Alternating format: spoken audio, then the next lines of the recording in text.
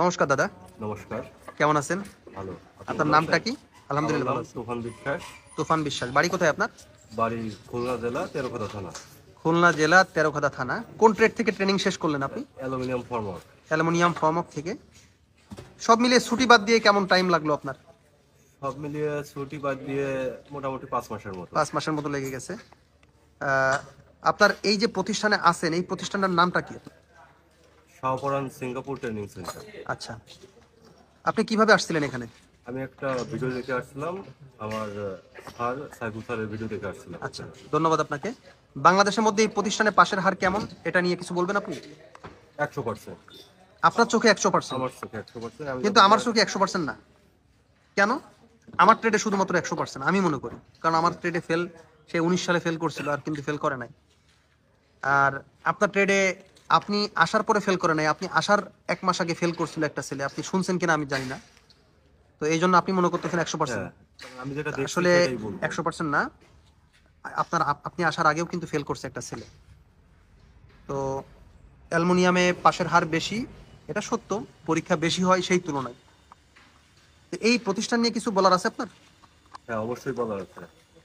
কারণ এই প্রতিষ্ঠানের নিয়ম কানুনগুলো আমার চোখে যেটা পড়ছে অনেক ভালো। আর এখানে আমাদের প্রতিটা ট্রেডের জন্য দুজন করে ছাড় দেওয়া আছে। তারপরে অফিস অফিস দেখাশোনার জন্য ছাড় দেওয়া আছে। আর বিশেষ করে আশেপাশে অনেকগুলো সেন্টার আছে, ট্রেনিং সেন্টার আছে।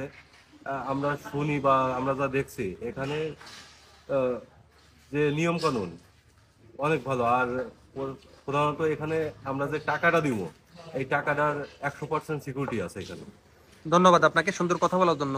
শুধু তাই না, এই যে আপনি নিজের ইচ্ছায় ট্রেনিং করতে আসলেন, নিজের ইচ্ছায় সিঙ্গাপুর যাচ্ছেন, এটা নিয়ে অনেকেই দেখা যাচ্ছে ভিডিওটা আপলোড করার পরে আপনাকে নিয়ে কোনো ভুল তথ্য বা ভুল কথা বললে তখন আপনার কেমন প্রতিক্রিয়া তৈরি হবে? কে কি বলতো সেটা আমার দেখার দরকার নেই এই কারণে যে বর্তমান বাংলাদেশের যে পরিস্থিতি, এই সামান্য একটা চাকরি নিতে গেলেই দেখা গেছে ১৪-১৫ লাখ টাকা দরকার।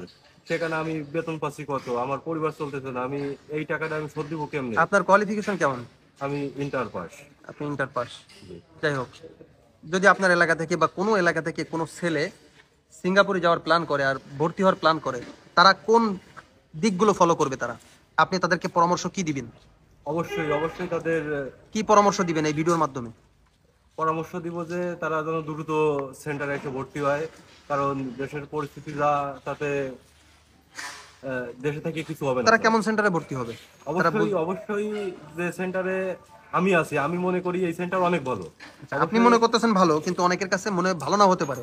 কিন্তু এই ভালোটা যাচাই বাছাই করবে কিভাবে তারা? অবশ্যই আসলে ভালোটা যাচাই বাছাই করতে হলে আগে দেখতে আসতে হবে হুম যে হুম। সেন্টারের নিয়ম কানুনগুলো কেমন।